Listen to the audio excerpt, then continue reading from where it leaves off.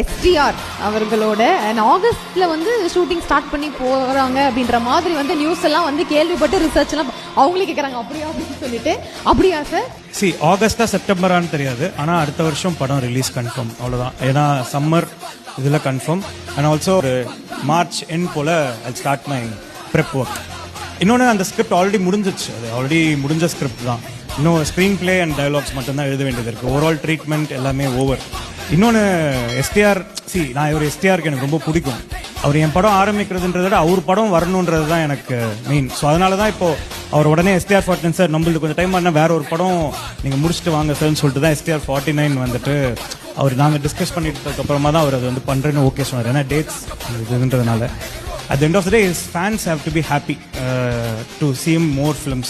இந்த 2 வருஷத்துல இருக்கு, நிறைய இருக்கு. சோ நாங்க எக்ஸாக்ட்டா வெயிட் பண்ணிட்டு இருக்கோம் அந்த படம் என்ன மாதிரியான ஒரு படமா வரப்போகுது அப்படின்னு சொல்லிட்டு ஒரு ஆர்வமா. அது என்ன மாதிரி படமா இருக்கும்னா, உங்களுக்கு இப்போ டிராகன்ல என்னெல்லாம் பிடிச்சதோ, ஓமேகர்ல என்ன பிடிச்சதோ அது இருக்கும். சேம் டைம் அவர்கிட்ட நீங்க என்னெல்லாம் பார்த்து ரசிச்சிங்களோ அது ரொம்ப இருக்கும். பேசிக்கா it will be a vintage STR mode in my kind of films.